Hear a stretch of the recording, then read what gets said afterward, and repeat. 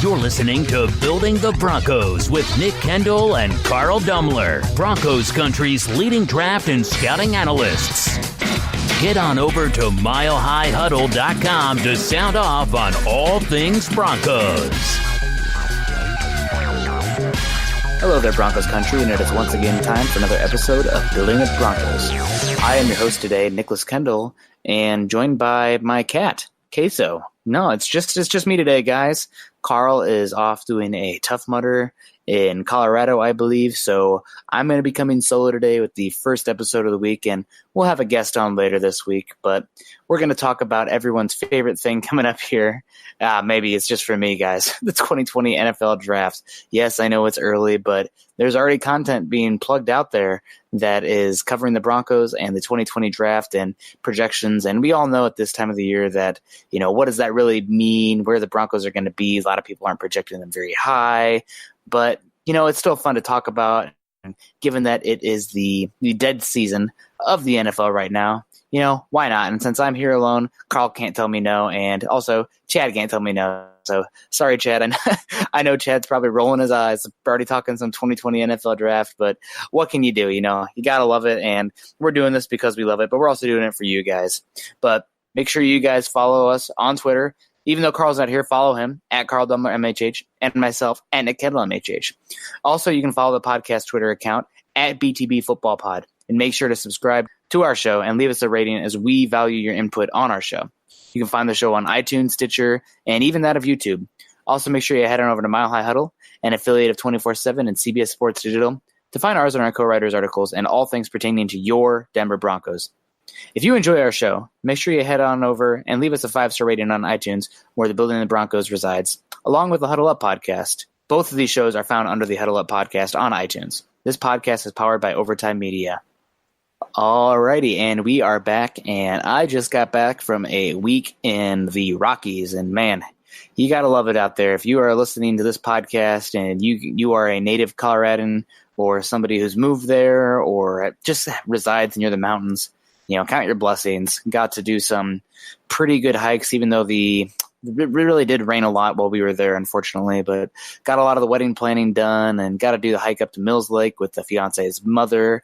And the fiance and I hiked up the Twin Peaks, both summits, and just had a beautiful view of Mount Meeker, Longs Peak, that whole ridge right there. So, man, does the soul good to do all that hiking, be out there in nature, and just be out there in the mountains. So back to reality now. A lot of the wedding planning is forward moving as well, which is good, but got to bring it back to football, even though it's the dead time. So really do appreciate Carl covering for me last week. So I'll be covering for him this week. But today's episode, like I hinted at, 2020 NFL Draft. And I know, you know, some eye rolls.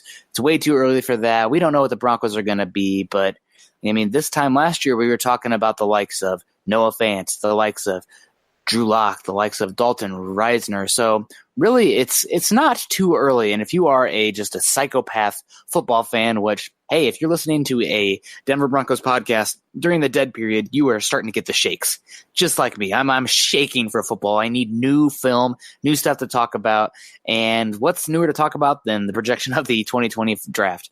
It's going to be an interesting one this year. We're going to see what happens with the Broncos. Obviously, there's a lot of unknowns as far as how are they going to be. I mean, probably as much as about any team out there. Maybe Arizona Cardinals are another one that's really out there. That's because of the spread air raid kind of offense that's coming in there. So that's a real unknown. But the Broncos, new quarterback in Joe Flacco, new head coach in Vic Fangio, new offensive system, not only coordinator, but a system in Rick Scandarillo and that Shanahan West Coast style offense, and new defensive coordinator in Ed Donatel. Yeah, just a lot of new pieces out there for the Broncos. You know, new right tackle, new offensive line coach Mike Munchak, a couple new pieces in the secondary. So really, the Broncos are a team that not a lot of people know about right now, and they're a team that has underwhelmed. Let's be honest. Over the last 2 seasons, I don't even know if you can call it underwhelming. They've just been not great. You know, the last 3 seasons, even, let's call it. The last season of Gary Kubiak, which that team, honestly, I would say is less talented than this one, even though they finished 8-8, I believe, if that's correct. Yeah, because back-to-back losing seasons with Vance Joseph. So there goes that record. Thanks, Vance. So, we are on to the 2020 year and 2019 season, 2020 draft. So a lot of these projections for where the Broncos are going to be picking are relatively high. And I know that probably rubs some people the wrong way. How can you have the Broncos picking in the top 10? They improve here and here and here and here. Well, you got to hear me out here, folks. Every single team is thinking that way right now. You're as good as you ever are going to be in the mind's eye of the fan. So there haven't been the injuries yet, and hope springs eternal in the offseason. So don't rest too hard on where these projections have the Broncos picking.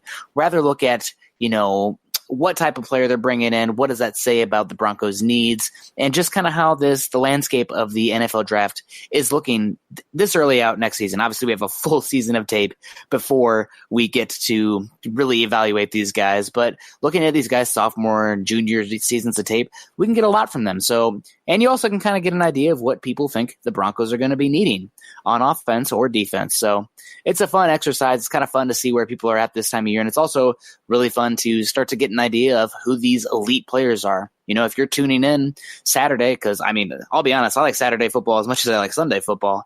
And if you're tuning in on Saturday and, you don't really care who's playing, let's say it's LSU versus Auburn. Okay, well, I don't have a rooting interest there. But if you kind of know these elite players and watch out for them, it just makes the games so much more exciting. So we're going to kick it off here with one of the more renowned football sites out there. And that is, at least as far as it pertains to the NFL draft, and that is Walter Football. They've been around for a while. Not everyone in the industry loves their stuff. They do a lot of their own work, but sometimes there is some stuff that is, to put it frankly, some people think they kind of might lie about some sources. But, when it comes to the actual, their own analysis stuff, I have no problem with it. So we're going to kick it off with Walter Football. And they have the Broncos picking 9th overall. So just a little bit worse than last year. How could that happen? You don't trust Flacco. Offensive line still has some questions. New offensive coordinator, very tough schedule. So again, I don't want you guys to focus and hang up too much on where the Broncos are picking. So I'll just kind of go down the list here, see who's off the board when the Broncos are picking 9. So Walter Football has the Miami Dolphins going 1st overall. They take Tua Tagovailoa. Sorry, Josh Rosen, looks like you're out again. The New York Giants picking 2nd overall, taking Andrew Thomas of Georgia, offensive tackle. Then they have the Cincinnati Bengals, 3rd overall, taking Chase Young, the edge rusher from Ohio State. The Lions picking 4th, taking a wide receiver from Alabama by the name of Jerry Jeudy, very talented player. The Las Vegas Raiders, man, that's going to take a little bit to get used to. Taking Justin Herbert, quarterback Oregon. That would be unfortunate because I'm a fan of Herbert, like his game. And honestly, if the Broncos are picking top 5 next year, quarterback's very much in play. That means Flacco stunk and Drew Lock really just didn't show enough. It's kind of that Deshaun Kaiser situation with the Browns, and then the Browns end up taking Baker Mayfield, despite taking a guy that a lot of people took the season before in Deshaun Kaiser in the 2nd round. Does that sound familiar with Drew Lock? Kind of. So a little bit of bells ringing there. 6th overall, the Tampa Bay Bucks take Jake Fromm, quarterback Georgia. 7 overall, the Ravens take AJ Epinesa, edge rusher Iowa. 8 overall, we have the Arizona Cardinals taking the defensive lineman from Auburn, Derek Brown, 6'5", 316 pounds. Man, he's a fun player. And now we arrive at the Broncos at 9 overall. So where does that put them? It's a really good question, and it's going to be a name that a lot of people listening to this podcast are familiar with. In Laviska Shenault Jr., the wide receiver / offensive weapon extraordinaire from the University of Colorado. And let's see what Walter Football has to say here. It says the Broncos have had some success with Colorado offensive playmakers as of late, so why not another one? Obviously talking about Phillip Lindsay there, and maybe Juwan Winfrey. We'll see. They need a number 1 receiver with Emmanuel Sanders expected to be gone soon. Laviska Shenault drew rave reviews during spring practices preceding the 2018 campaign, and he did not disappoint. The 6'2" playmaker was college football's best receiver as a mere sophomore, at least prior to his injury. And that's in parentheses for them. And so that's a pick I would be very much excited about. I won't lie to you. I do prefer Jerry Jeudy because I believe he has a more transferable skill set, because guys who can get open quickly and run good routes are better than players, in my opinion, better than players who are more yak-based. Which right now, that is how I see Shenault. A lot of his attempts are manufactured close to the line of scrimmage, kind of playing a weird position. He's a wide receiver, but he also plays tight end. He plays H-back. He plays wildcat quarterback. Pretty much they just try to get the ball in his hands, which when the ball's in his hands, good things happen, but it's the stuff that happens before the ball gets in his hands where I have questions.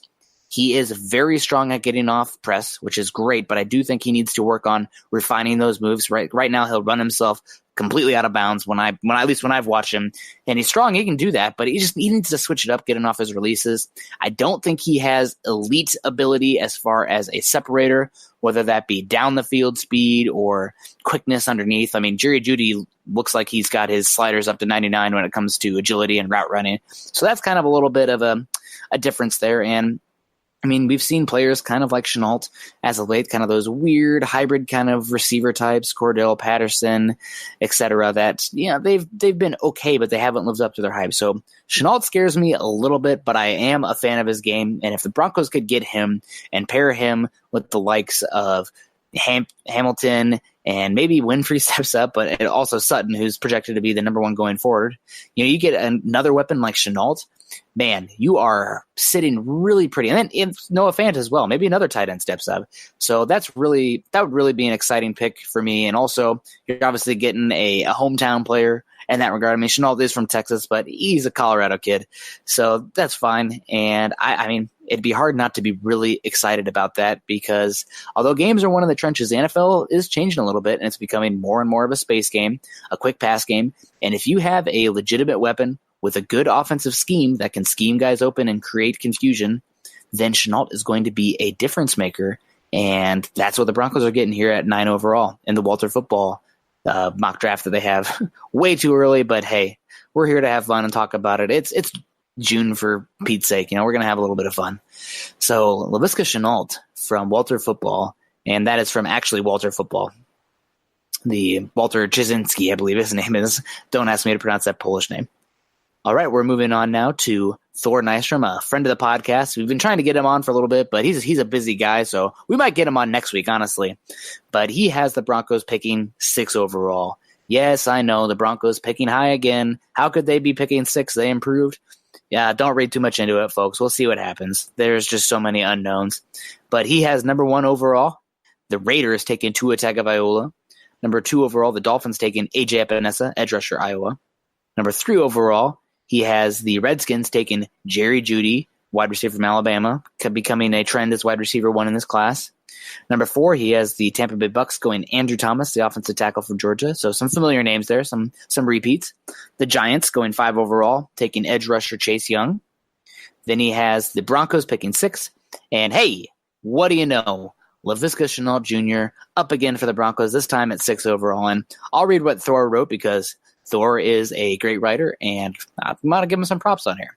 So how fun is this and how perfect? The Broncos had a secondary native receiver that they didn't address in last month's draft until doing a favor to Shenault's former teammate, Juwan Winfrey, in the 6th round. This time, let's actually address the position. I think the industry is still sleeping on Shenault a little bit. From a standpoint of utter on-field domination, size, and of course the dreadlocks, Shenault reminds me of Julio Jones from Alabama last year. Pause. Wow, that is some freaking hype. Julio Jones is probably the 2nd best wide receiver in football. There can be an argument made for number 1. Probably right now I'd take Hopkins, but Julio Jones is right there. What a freak. That's not a perfect comparison, though, because Jones is faster and Shenault's a little bigger and stronger. But neither is LeBron James. The Shenault comp given by QB Steven Montez. Okay, Steven Montez, lay off the weed.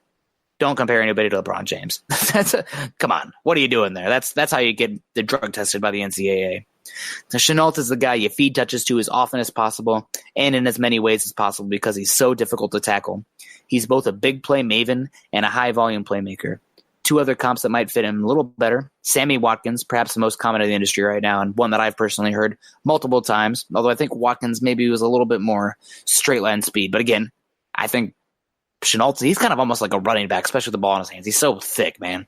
And Anquan Bolden. And Bolden works a bit better from the strength and toughness perspective. I first saw the Bolden comp from all people, USC defensive coordinator Clancy Pendergast, who was the DC for the Arizona Cardinals during Bolden's time there. In the lead up to last October's USC-Colorado game, Pendergast noted that Shenault can really handle the ball in the open field, but he can also create mismatches down the field. Shenault's skill with the ball in his hands leads to plenty of passes caught around the line of scrimmage, and he's still the Pac-12 leading returning receiver in yards per route run, which is 3.44, the next highest being USC's Amon-Ra. St. Brown, which is Equanimous St. Brown's younger brother. Shenault is so tricky to defend because he can pop the top off a defense whenever he's sent on a fly route, but you have to be cognizant of all the damage he can do around the line of scrimmage and in the intermediate sector. He's impossible for corners to tackle one-on-one on the perimeter, and that's a very good point. If you get Shenault running, an out or a cross, and you get him isolated against cornerback, that cornerback, man, he's going to need to do more than a few Hail Marys because Chenault's going to punish him. It's pretty funny to watch that. The highlight tape is, physically dominant. Okay, well, here we go. Shenault is not only physically dominant. Legendary Colorado coach Gary Bennett said he's the best player to play for the Buffaloes in the past 20 years. Whew, that's some praise. And he's extremely versatile. Last year, Colorado lined up Shenault on the outside, in the slot, at tight end, and as a wildcat quarterback. When he has the ball in his hands, you hold your damn breath. I'm not convinced that Judy's the best receiver in the 2020 class. I think it very well may be Shenault. Doesn't mean he'll be drafted first, though, because Judy is going to blow the roof off the NFL Combine, whereas Shenault is likely to test as a very, very, very good athlete. However, I love his fit with Denver. Well, Thor really knocked it out of the park here. Really good, not only a good writing and a good pick here for the Broncos at 6 overall, but he really lays out what Shenault is. And I do like that he is late. It's 2020. It's early. You're laying out the positives. So Shenault, a lot of fun. It would be a really fantastic fit. And I just can't get over diversifying this weapons portfolio. If we're going to be a little bit nerdy and talk some kind of stock lingo there, you got the big X kind of guy, the Des Bryant type, and Cortland Sutton who can go up and get it, make plays down the field. You got the really quick kind of the more efficient route runner in Hamilton. We'll see what Winfrey is, but he kind of seems like him and Tim Patrick are going to be going at it for that wide receiver, kind of more of a stretcher Z, so to speak. And then you bring in a guy like Shenault and Noah Fant. My gosh, the space that Scant Gabrillo can work with and the stuff in the quick pass game and the yards after catch opportunities, it's hard not to get excited about it. And I know the offensive line needs work. Quarterback, we'll see about. People really want that linebacker. Cornerback, we'll see. But 2 picks for Laviska Shenault this early, and I am jonesing for it. I am really about it. I would be very excited to bring in Laviska Shenault. I will say I am a little bit apprehensive of the turf toe. That is something that in the past has really hampered players and slowed them down. So we'll see this year. I haven't heard anything yet, but the turf toe is something to monitor. So got to watch for that. But yeah, no, definitely something that you want to watch for. But those of you listening to this, you're probably in the Colorado market. Get every chance you can to watch number 2 Laviska Shenault. And if the Broncos don't have a good season, well, he'd be a pretty darn good consolation prize. All right, moving on. We're going to get one more before we get in a little break here. And we're looking at a CBS mock from one of their main draft analysts, and Will Brinson. And this is from late May, but, kind of got to cover our bases at this time of year. And, man, first overall pick in his mock draft, Jake Fromm, quarterback from Georgia. And I got to say, folks, I am not a Jake Fromm fan as far as NFL talent goes. I'd rather take the guy with the athleticism and the arm talent. And I know flashbacks of Paxton Lynch, but still, I'm going to go lean on the talent. It's kind of, maybe it's a little bit of a counteraction to Josh Allen. I was a guy I was not super high on, very raw, toolsy, but then he gets drafted 7 overall, I believe, and he looks pretty good last year. So I'm going to lean a little bit into the tools, and I just don't think Jake Fromm has those tools. I think he's very much a game manager. You can win with him, but he's very scheme system dependent. So I would never take Jake Fromm number 1 overall, but that's what he has going here to the Dolphins. Number 2 overall, Chase Young, edge from Ohio State. 3, Justin Herbert, so no Tua Tagovailoa. Going number 3 overall to the Las Vegas Raiders. Number 4 to the Bills, Laviska Shenault Jr. So Laviska Shenault getting some love there. Goes before the Broncos can pick. 5, we got Tua Tagovailoa to the Bengals. Number 6 overall to the Jags, we have Walker Little, offensive tackle from Stanford. Number 7 overall, go Hawks, AJ Epinesa to the Bucks.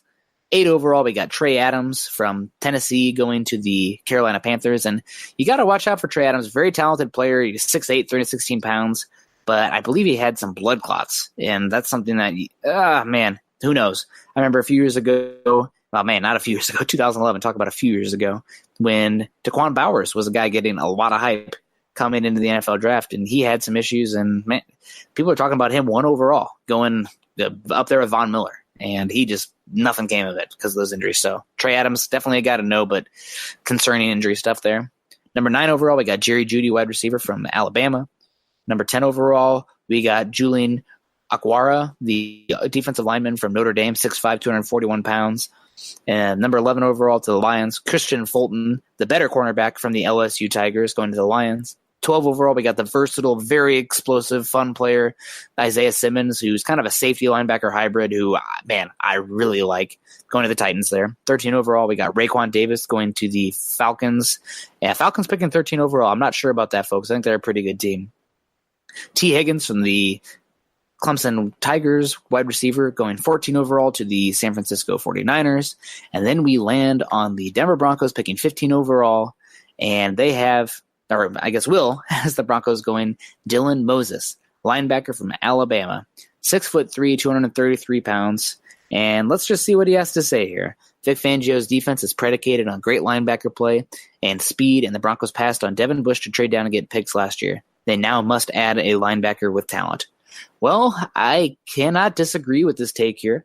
I can't say that I've done so much work on Dylan Moses yet. I do think that, a lot of people were talking about Mack Wilson last year, and to me, it was really obvious that Dylan Moses was the much more talented player between the two, just watching him fly around, pick the holes.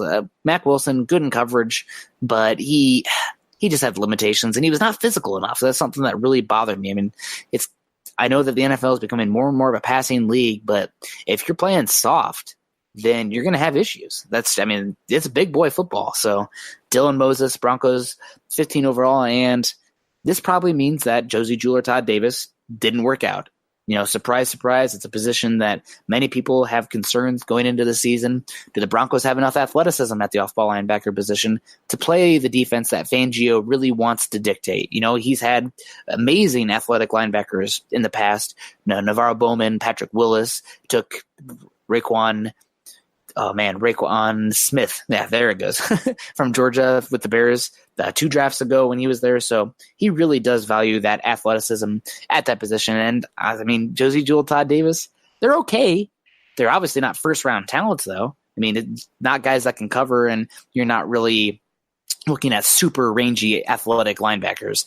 So Dylan Moses, I can't disagree with it. There may be other positions I'd look into, offensive tackle potentially, maybe defensive line, maybe if Grant Delpit, who is still on the board there, that's another one I'd be interested in. But Dylan Moses right now is projected the best linebacker in next year's class. Obviously that will probably change, maybe not, but that'll be debated. But not a bad pick there, and I can't really protest too much.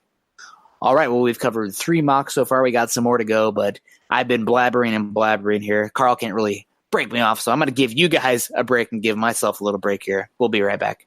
This is the Overtime Podcast Network. Alrighty, and we are back on the Building the Broncos podcast. I am Nick Kendell, flying solo today, and sorry for you listeners, a little self-depreciating humor. It always goes a long way. I've been listening to a lot of Conan O'Brien's podcasts, and that is a style I can definitely get involved in. So we're moving on now to Matt Miller of Bleacher Report's way too early mock draft. And Matt Miller, he's been in the industry for a few seasons now and really a pretty darn good worker in this industry, projecting early, although I will give him a little bit of a hard time. He came out with his first positional rankings just a few seasons ago, or a few months ago, excuse me, and he had 10 offensive tackles listed, and I was at him on Twitter. I was like, Matt, my man, Busch Light enthusiast, Iowa Hawkeye supporter, I would say. He's kind of got that Midwest vibe going to him. Where the heck is Tristan Wirfs, my dude? No Tristan Wirfs. I'm on him about it, and then his next time he releases one of his positional rankings or anything like that, wow, this Tristan Wirfs guy is really good. I can't believe nobody's talking about him. Matt, don't do this to me, Matt. I'm pretty upset about this. So, no, I'm just kidding. But yeah, Matt Miller has the Broncos going with, he has them picking 11 overall, and that's not a bad spot. Obviously people are expecting the Broncos to make a playoffs, but the Broncos could go 6-10 next year. They could go 7-9. So we'll see. But at 11 overall, he has the Broncos taking defensive lineman from Auburn, Derek Brown. And man, I know a lot of you people were with me last year about the Broncos going defensive line early in such a great class. It didn't turn out that way, but hey, that's okay. The Broncos, however, may have a need there this year. You got Derek Wolfe, you got Shelby Harris, and you got Adam Gotsis, all set to hit free agency. So the Broncos are going to have to do something about that, right? Like, they can't re-sign all of them. I would be shocked. I guess you can't say can't, but I would be shocked. So let's get to that 11th pick here. We'll read off what he has. Number 1 overall, he has Chase Young from Ohio State. Yeah, that's not a bad pick going to the Washington Redskins. Number 2, he has Walker Little, offensive tackle, going to the Jets from Stanford. I disagree with Walker Little being this high. I would take Tristan Wirfs or Andrew Thomas over him at this point, but we'll see. Number 3 overall, the Miami Dolphins selecting A.J. Epinesa, edge rusher from Iowa. Number 4 overall, the Cincinnati Bengals taking Jake Fromm from Georgia. Man, a less athletic, less arm talent, Andy Dalton. I'm not a big fan of that one, but hey, what can you do? Number 5 overall, Arizona Cardinals taking Andrew Thomas of Georgia.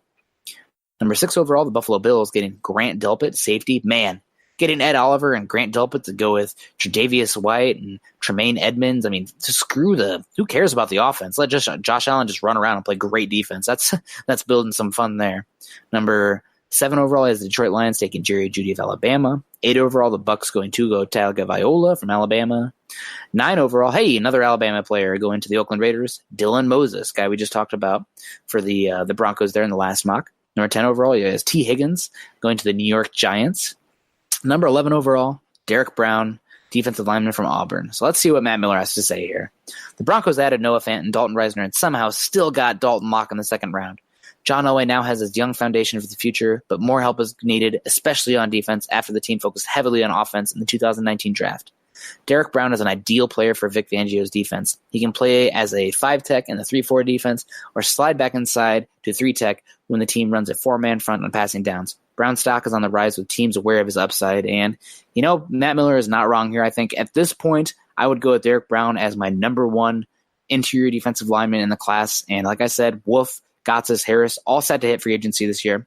Defensive line could be a premium in the upcoming draft, and Derek Brown with his size, 6'5", nearly 320 pounds, the pass rush ability that he has, that's something that I think really he has in juxtaposition to Raekwon Davis, who's much more of that Steven Tuitt type where he's big and he's strong, but what does he do getting after the passer? That's not his game. He's just more of a block occupier, which, that has some value, but it's really about getting after the quarterback. That's what it comes down to, and I see that much more in Derek Brown. I remember last year against Texas A&M, I was watching him and just wrecking some guys, so really a big fan of Derek Brown, and if the Broncos could get him 11 overall, play him between Chubb and Vaughn, you're not going to hear me complain. That's a lot of fun, and I'm all about the pass rushers. The more pass rushers you can get, the better. So, all right, well, moving on now. We have the Draft Network's mock draft here, or Trevor Sikkema of the Draft Network, one of my favorite listens and follow on Twitter. He's very funny, just a good energy guy, and puts in a lot of work, but man, he's got a lot of personality as well. Personality to match his amazing hair game. But he has the Broncos going 9 overall, Grant Delpit. Number 1, he has Dolphins going Chase Young. 2, the Cardinals going Jerry Jeudy. 3, the Raiders going Tua Tagovailoa. 4, the Bengals going Justin Herbert. 5, the Bills going Laviska Shenault. 6, the Jets going CeeDee Lamb. It's the first time we've seen that one. 7, the Lions going Raekwon Davis. 8, the Redskins going Trey Smith. And then 9, the Broncos Grant Delpit. Let's see what Trevor has to say here. He says, simply put, Grant Delpit was one of, if not the best player in all of college football last year. His impact from the safety position was unmatched with how he played in coverage. Plus, his ball skills for takeaways can make an impact all over the field. He very well could be a top 5 pick. And this is the first time we've seen Grant Delpit projected to the Broncos, but kind of like we talked about the defensive line with Matt Miller's pick, the Broncos' safety position is a huge unknown after this season. You have Justin Simmons set to hit free agency. You have Will Parks set to hit free agency. You don't really know what you have in the guys like Jamal Carter and, Sua Cravens and DeMonte Thomas and Trey Marshall. So, a lot of questions there, and with Will Parks and Simmons set to hit free agency, safety could be a position of need.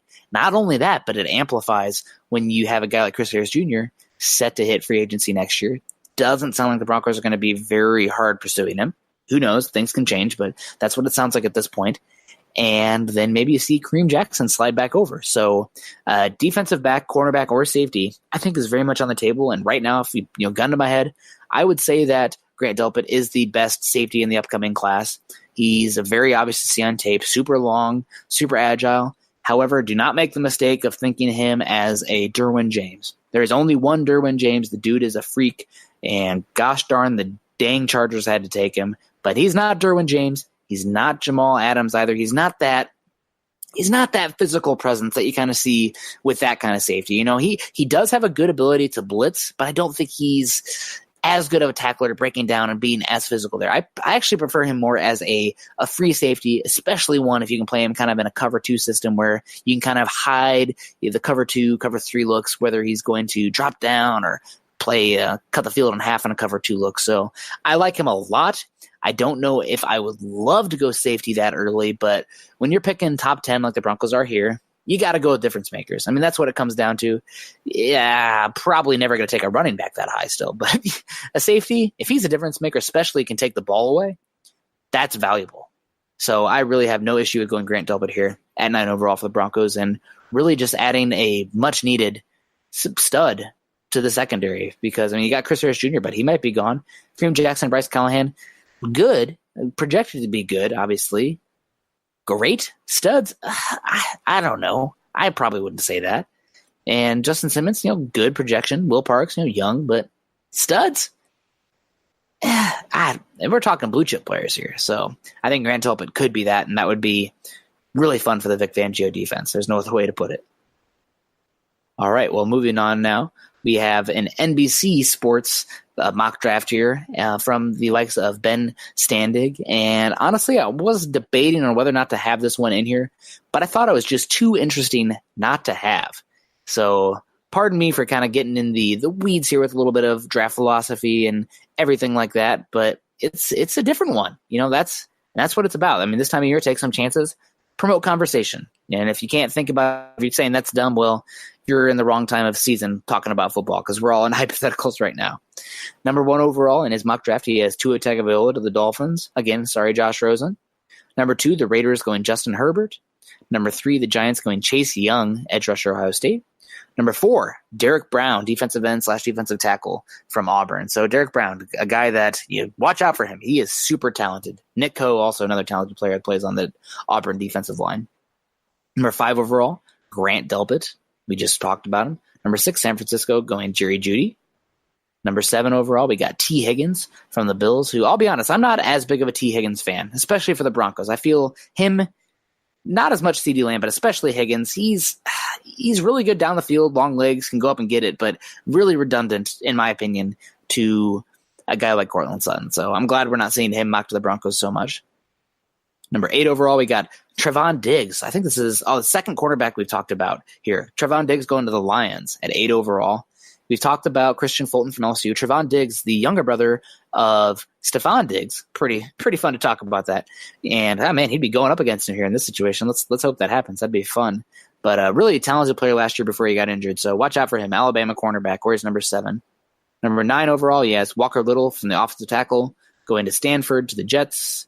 Number 10 overall, he has Laviska Shenault going to the Jacksonville Jaguars. And, 86 receptions, 1,011 yards, and 6 touchdowns last year. Shenault's a damn fun player.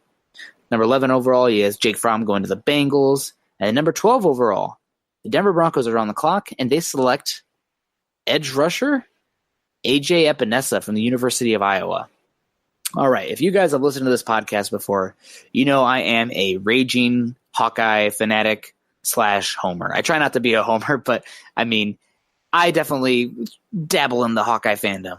Season ticket holder, go to a lot of the games, live in Iowa City. It's kind of hard not to be absorbed up in that kind of stuff. And, man, I cannot see the Broncos going edge rusher. With Von Miller and Bradley Chubb, that is like the one position where I just the Broncos feel set there. I know Von Miller's going to be 30, 31 years old, but they're not. The Broncos aren't going edge rusher, right? Well, in this scenario there, let's see what he has to say on this pick. There's no way the Broncos let 2020 free agent Von Miller escape, but let's just give the Broncos another pass rusher regardless. You can never have enough pass rush. Sidebar, amen to that. Back on. The 6'5", 280-pound edge rusher ended up this sophomore season with 10.5 sacks. Okay, well, if the Broncos are picking 10 overall and A.J. Epinesa falls to 12, did I say 10? If the Broncos are picking 12 and Epinesa falls to 12, I have no issue going after him. Thor Nystrom, we talked about earlier, kind of talked about Epinesa, and he didn't want to throw around the name J.J. Watt, but he threw around the name J.J. Watt. And if you have a chance to get a transcendental pass rusher, I don't care if he's edge or interior defensive line. If you love him, you go get him, right? Like that's one position where you can never have enough of those guys. So you might have to get a little bit creative if you have a guy like Epinesa and Chubb and Vaughn. But, I don't see the Texans complaining. They got Whitney Merciless, and they had J.J. Watt already, and they ended up taking Jadeveon Clowney, who is, despite his injuries and some erratic play, one of the best young pass rushers in football. So this is very much a philosophical kind of pick here, where the Broncos going kind of a heavy edge rusher, especially one that's as big as Epinesa. You're not going to see him being that prototype 3-4 kind of smaller speed rusher, the Shane Ray type. He's a very much a different kind of pass rusher than that. But man, getting him, Von Miller, and Bradley Chubb, my God, that would be so much fun. Epinesa, he was a backup last year, but he still led the Big Ten in tackles or in sacks, and really just a dominating player. And if you hear this kid talk, he may not be obviously he may not be an all-pro player, but the chance of this kid busting, I think, is so minuscule. He is so mature. The coaches absolutely rave about his work ethic. He's not that big rah-rah guy, but man, he is just a professional. So, talk about Kirk Ferentz loves this kid. Total embodiment of Iowa football. So I'd have no issue with it, obviously. And if you can get those guys and figure out how to work those three on the field, the Broncos had Shane Ray, Von Miller, Shaq Barrett, and DeMarcus Ware. You can find usage for edge depth and move those guys around and find some fun packages. That's something you should be looking to do. 3 very high picks on edge rusher. I don't know if that's the best use of your resources, allocation of your resources. But man, I get a little excited thinking about it. I won't lie to you. AJ Epinesa would be awesome there. Alrighty, well, we're still going to cover a few more here for the Denver Broncos and some 2020 guys here, but we're going to take another quick break. This is the Overtime Podcast Network. Alrighty, and we are back on the Building the Broncos podcast. I am Nick Kendell, and we are talking and looking over some way too early 2020 mock drafts. And I know, guys, it's the frickin' July. This is going to be until April. We're already talking about this, but I bet you a lot of you guys don't know all these players, and it's good to know these. It's college football is 68 days away, 65 days away. So it's time to start talking about these guys. It really is. It's around the corner. I know it seems like a long ways away. You guys are enjoying your summer breaks, it's whatever, hiking and fishing, camping, disc golf. Maybe I'm just talking about my summer, but it's around the corner, and it's time to start getting to know these guys. And now we are on to ESPN Todd McShay's, and I won't lie, I was a little bit offended when I saw where the Broncos were picking in this mock draft at 3 overall. 3 overall. I know I keep saying don't get upset about it, but I'm upset. He has the Broncos taking Grant Delpit, and I'm not an ESPN Plus member, and I didn't do that much digging to see what Todd McShay had to say. I didn't meet him at the Mizzou Pro Day, but whatever. I'll give my opinion here. We already talked a bit about Grant Delpit with Trevor Sikkema, but I think 3 overall. Am I taking a safety at 3 overall? I'm as big of a Derwin James fan as I know. I'll be honest. If Derwin James came in here and said, "Will you marry me?" I might say yes. No, I'm just kidding. Though, he is pretty rich. No, I'm just kidding, guys. But Derwin James, 3 overall, in hindsight, yeah, I could get behind that, but you can't guarantee that you're getting the best safety in football rookie season. Yeah, I'm already saying that. So the best safety in football is rookie season. You can't guarantee that. I don't think Grant Delpit is that. So 3 overall, man, I cannot get behind it. The Broncos are picking 3 overall. We need to look in the mirror, guys, and talk quarterback. Whether that be, I would say it's a toss-up between Tua Tagovailoa or Justin Herbert. Those are the 2 right now that I think are warrant the tools, the flashes in the tape, all that stuff that make them NFL quarterbacks. So if the Broncos are picking 3 overall, it's either a trade down situation for me, or you're taking that quarterback.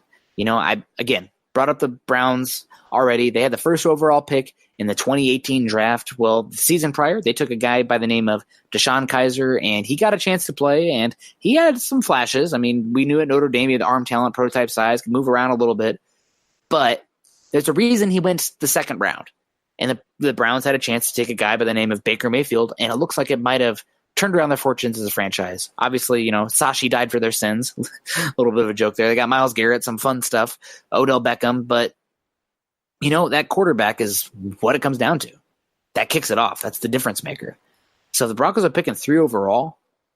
It's time to talk quarterback, guys. And another season talking quarterback. Oh my God, I don't know if I can handle it. But 3 overall, you can't say that's out of the options. That's definitely a high possibility. And obviously it depends on, does Joe Flacco kind of play and suck, and then Drew Lock comes in, and Von Miller gets hurt, Bradley Chubb gets hurt, Chris Harris Jr. gets hurt, the 3/4 of the offensive line is out.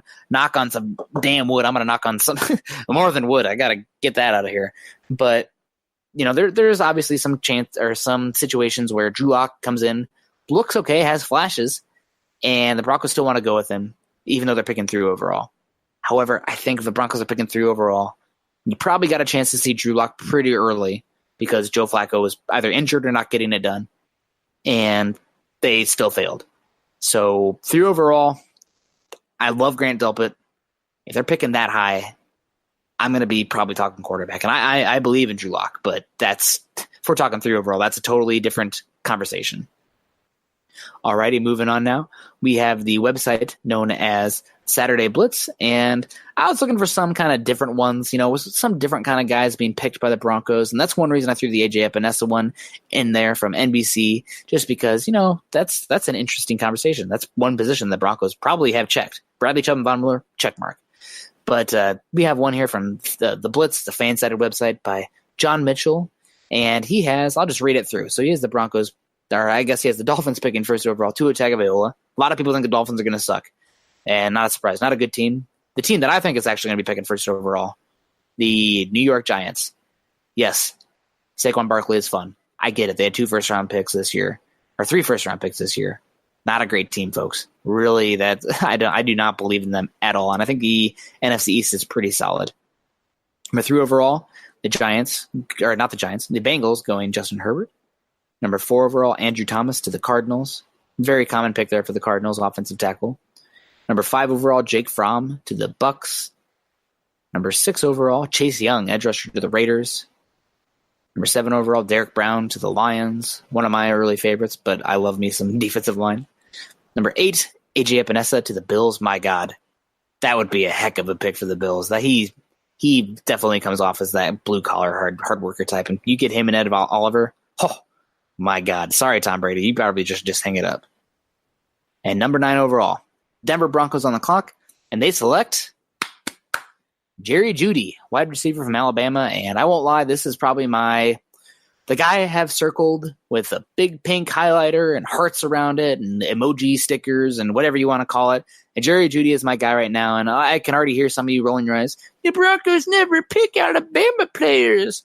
Well, you know what? I think there is something to be said about that. I wanted to bring this out with Dylan Moses too. That said, a lot of rumors the Broncos are going after C.J. Mosley in that draft. There's some other guys they've been looking at in the draft. They brought in some Alabama players the past couple years. That's stupid, guys. You scout the name, not the helmet. That's scouting 101. Means the individual player matters more than what the university. And if every single Texas Tech quarterback's been bad, that means Patrick Mahomes is going to be bad. No, it doesn't. Shut up. You're dumb. That's a terrible take. So Jerry Jeudy, Alabama's own individual player, and man, Alabama's got some really fun wide receivers this year. Henry Ruggs might be better than Jerry Jeudy. He's unbelievably fast and strong. But I love me some Jerry Jeudy, and looking at some data of how the game is, I mean, we'll just say it's kind of changing. That slot position and guys who can play that inside-outside slot and get open quick. I mean, you got the Antonio Browns, the Odell Beckhams, the Juju Smith-Schusters, the Michael Thomases. Not the pure slots, but the guys can do a little bit more than that. Those guys are really starting to emerge as the true difference-making wide receivers in the game. And that is what Jerry Jeudy is to me. So let's see what he has to say here. Denver added an intriguing weapon to their offense by drafting Iowa's Noah Fant in the first round this year. Go Hawks. And then turned around on day 2 and selected their quarterback of the future in Drew Lock, along with an offensive protector in Dalton Reisner. Joe Flacco will groom Lock and likely hold on to the starting gig next year, but 2020 could ultimately be Lock's time to take over as a starter. Regardless, the Broncos could have a need for wide receiver. I think they will. Emmanuel Sanders is probably gone. It always makes sense to bring in a young wide receiver to grow with your budding franchise quarterback. It could be a need anyway with Emmanuel Sanders set to hit free agency after next year, like I said. Mel Kiper's first big board of 2020 had Alabama wide receiver Jerry Jeudy at number 2 overall, only behind Tua Tagovailoa. Jeudy should be the next first-round Crimson Tide receiver. He won the Biletnikoff as the nation's top receiver last season, top wide receiver award in college football, and he could be in for an even bigger campaign as a junior. Jeudy has absurd footwork with the ability to start and stop on a dime and make quick cuts that leave defenders in the dust. He's got excellent top-end speed, constantly burning defensive backs in single coverage. He had over 1,300 receiving yards on a 19.3 yards per catch and caught 14 touchdowns last season. He was Tagovailoa's top target, and he's versatile enough to play outside and also to come inside and play the slot role. Like I said, he's a consensus top receiver in the 2020 class, and he's talented enough to be the first wide receiver taken in the top 10 since 2017, which was not a great year for a wide receiver in the top 10 looking back. Corey Davis, talented. He's doing okay.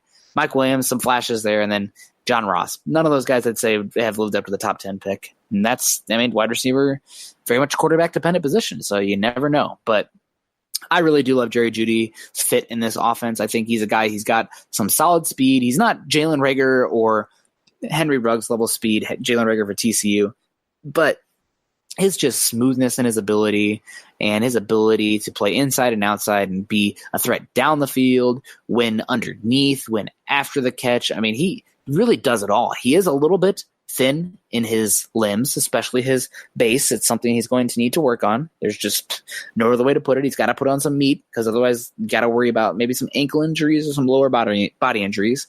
But man, this kid can just move like nobody I've seen. It's a little different than Tyreek Hill, who's just the super explosive jitterbug. Screw Tyreek Hill, but got to throw that out there too. But that's a little different. But Jeudy he moves like water. It's really just freaky to watch. So what a fun player, and I'd be super excited to get him. So yeah, that's going to wrap it up today, guys. We have the Broncos almost going exclusively wide receiver on offense or defense. Whether it be Grant Delpit showing up twice, Laviska Shenault showing up twice, Derek Brown showing up once, AJ Epinesa showing up once, and Jerry Jeudy showing up once. So some options there. Oh, and Dylan Moses, linebacker, showing up once as well. So definitely a wide variety of opinions right now. I will say the one position that obviously we talked about the quarterback a little bit. The one position here that I am a little bit surprised that nobody that I came across touched on is offensive tackle. That is a position that I think the Broncos very much could be looking into next season in the first round. Garrett Bowles is a guy, talk about him is he is on his last leg in Denver. He's a guy that not everybody in the locker room, this is completely hearsay, so poo-poo it if you want, but talk is not everybody in the locker room is a big fan of his work ethic, his intelligence, what he's bringing to the table, to the meetings, to the weight room, etc. And this is his shit or get off the pot season. Excuse my language, but he's got Mike Munchak here. The Broncos brought in Juwan James, and he's the right tackle of the future.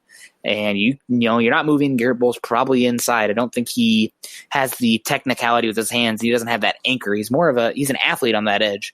So that's where he's got to play, but he's got to stop holding.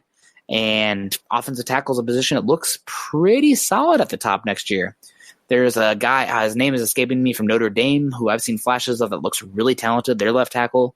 You got Tristan Wirfs and Alric Jackson from Iowa. You got Andrew Thomas from Georgia. You got Walker Little from Stanford, and I'm sure there's some other offensive tackles that'll emerge. So that's the one position I'm surprised that we didn't even touch on. But I guess people are seeing that, hey, Garrett Bowles was a first-round pick. That's probably somebody they will work on. They got Mike Munchak, but that's one position I think we should be talking about. So we'll see. Offensive tackle, though, Garrett Bowles, you are definitely on the hot seat. But that's going to wrap up today's episode of Building the Broncos, powered by Overtime Media. You can find me on Twitter at NickKendellMHH. Also, make sure you head on over to Mile High Huddle, an affiliate of 24/7 Sports and CBS Sports Digital, to find more content covering the Denver Broncos. Head on over to iTunes and leave us a 5-star rating and a comment, as your support can help us continue to bring you our Denver Bronco deep dives. You can follow the Building the Broncos podcast and all our other great audio content by subscribing to the Huddle Up podcast wherever you listen to your shows. You can follow us on Twitter at Mile High Huddle and at BTB Football Pod. I'm Nick, wrapping up a solo episode today of the Building the Broncos podcast. I hope you guys didn't get bored of me blabbering. I try to bring a little bit of fun to the table. Hopefully I don't cuss too much or kind of ramble on, but it's not easy doing these solo podcasts. Much props to guys like Scott Van Pelt who can just like ramble on and almost have an internal dialogue going on with multiple different voices. So not always the easiest, but I hope you guys enjoyed it nonetheless. We will see you guys soon. And as always, go Broncos. You've been listening to Building the Broncos. Join Broncos Country's deep divers at milehighhuddle.com to keep the conversation going.